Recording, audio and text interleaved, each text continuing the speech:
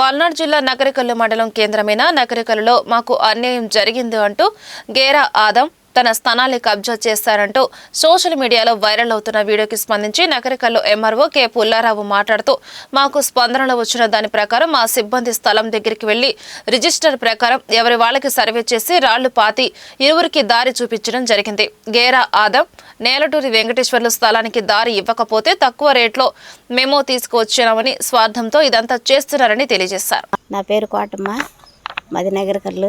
గేరా ఆదాము మా చోటుని కబ్జా చేసి మాది ఎవరి వాళ్ళకి విడచేసి ఎంఆర్ఓ వచ్చి మాకు ఎవరి వాళ్ళకి పంచిన తర్వాత కూడా వాళ్ళ మీద కూడా కేసులు పెట్టి ఎంఆర్ఓ మీద సర్వేరు మీద అందరి మీద కేసులు పెట్టి గవర్నమెంట్ వాళ్ళ ద్వారాగా మాకు స్థలం లేదని ఇప్పుడు 6 సంవత్సరాలు బట్టి ఇబ్బంది పెడుతుండో.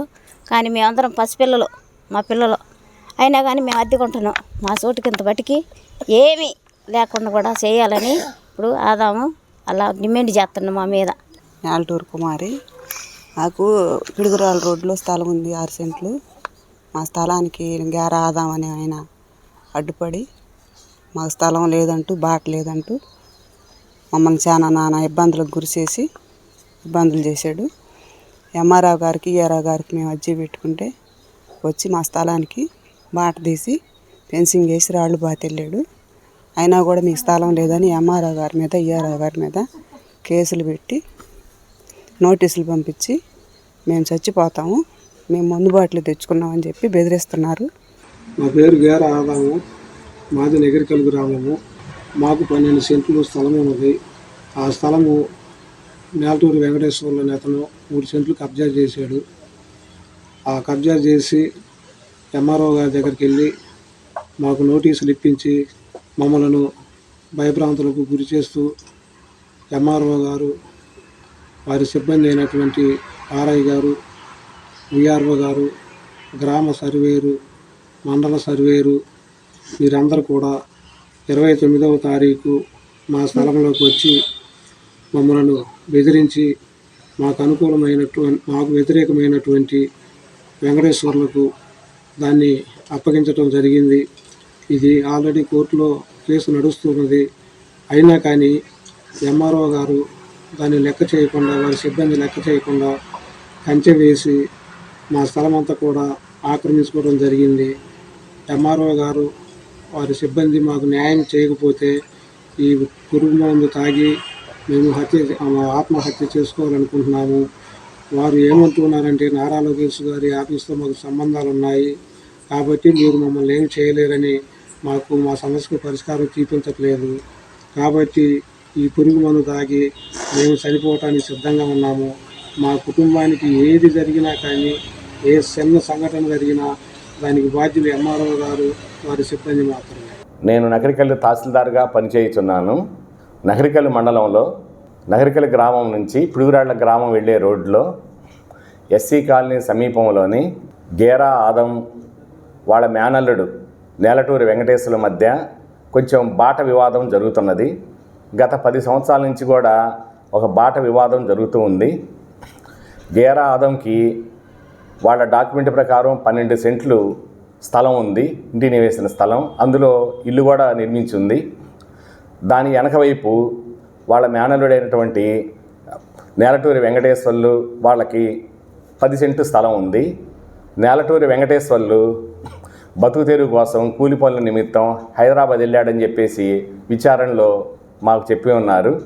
వాళ్ళకి బాట, వాళ్ళ మామయ్య వచ్చేసేసి వాళ్ళ ఇంటికి పోవటానికి 4 అడుగులు బాట, వాళ్ళ ఇంటికి పోవటానికి బాట ఇవ్వట్లేదు, దారి ఇవ్వట్లేదు అని చెప్పేసి గతంలో ఎన్నోసార్లు అర్జీలు పెట్టుకున్నామండి, మాకు బాట లేక ఇబ్బంది పడుతున్నామని చెప్పేసి అని మనకి గ్రీవెన్స్లో పెట్టుకోవటం జరిగింది. దరిమిల మేము గేరా ఆదంకి గారికి మేము 3 నోటీసులు కూడా పంపించడం జరిగింది. నోటీసులు పంపించిన తర్వాత మా రెవెన్యూ ఇన్స్పెక్టర్ గారిని, మా గ్రామ రెవెన్యూ అధికారిని, మా మండల సర్వేయర్ గారిని, మా విలేజ్ సర్వేలు ఇద్దరిని ఫీల్డ్ మీదకి పంపించడం జరిగింది. ఇద్దరి దగ్గర ఉన్నటువంటి డాక్యుమెంట్లు పరిశీలించి వాళ్ళు సర్వే చేసి వాళ్ళకి ఆ గ్రీవెన్స్లో పెట్టినటువంటి నేలటూరి వెంకటేశ్వర్లకి వాళ్ళకి బాట చూపించారు. ఒక 4 అడుగుల బాటని చూపించడం జరిగింది. కాబట్టి ఇలాంటి అతను చేసే ఆరోపణలు కానీ ఇలాంటి వాటిల్లో కానీ అన్నీ అవాస్తవము. ఏదన్నా ఉంటే ఇప్పుడు కోర్టుకి వెళ్ళాము అని చెప్పేసి అభియోగం చేస్తున్నారు. కోర్టు కంటే నసరావుపేట సివిల్ కోర్టుకి సూట్ ఫైల్ చేసుకున్నారు. అక్కడి నుంచి ఎలాంటి స్టేటస్ కో కానీ మధ్యంతర ఉత్తర్వులు కానీ ఇంజక్షన్ ఆర్డర్లు కానీ ఏమీ రాలేదు. అది 4-5 రోజులు ముందుగానే సర్వే సిబ్బంది వెళ్ళినప్పుడు ఒక 4 రోజులు 3 రోజులు ముందుగా ఏదో పెట్టుకున్నామని చెప్పేసి తెలియపరుస్తూ ఉన్నారు. ఇది ఒక 10 సంవత్సరాల నుంచి మామ అల్లుళ్ళు మేనల్లుడు మామయ్య వాళ్ళు ఎస్సీ వర్గానికి చెందినవారు, వాళ్ళు తగాదాలు పెట్టుకుంటూ బాట తగాదా మీద ఎన్నోసార్లు జిల్లా కలెక్టర్ గారికి కూడా పెట్టుకోవటం జరిగింది. దానికి సంబంధించి ఆ గ్రీవెన్స్ మీద మా వాళ్ళు ఎంక్వైరీ చేసి వాళ్ళకి ఆ ఇంటికి దారి చూపించడం జరిగింది. వాళ్ళు దీని మీద ఏమైనా అపోహలు కానీ ఏదైనా ఉన్నట్లయితే వాళ్ళు జిల్లా సర్వేయర్ గారికి దరఖాస్తు చేసుకొని జిల్లా సర్వేయర్ గారి చేత కూడా వాళ్ళు సర్వే చేసుకొని వాళ్ళ హద్దులు చూపించుకోవచ్చు. కాబట్టి వాళ్ళు ఆ గేరా ఆదం చెప్పేటువంటి విషయాలు కానీ ఏదైనా అతను చేసే అభియోగాలు కానీ ఆరోపణలు కానీ అవన్నీ అవాస్తవం అన్నమాట.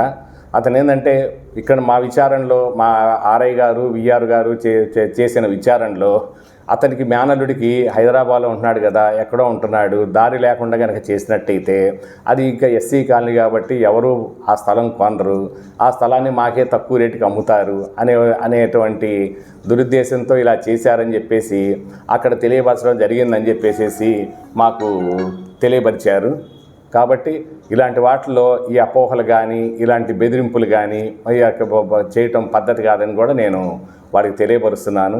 ఏదన్నా సమస్య ఉన్నట్టయితే జిల్లా సర్వేయర్ గారికి దరఖాస్తు పెట్టుకొని జిల్లా సర్వేయర్ గారి ద్వారా హద్దులు నిర్ణయించుకొని ఆ దారి ఎన్ని అడుగులు అని చెప్పేసి దారి చేసుకోవటం చాలా మంచిది.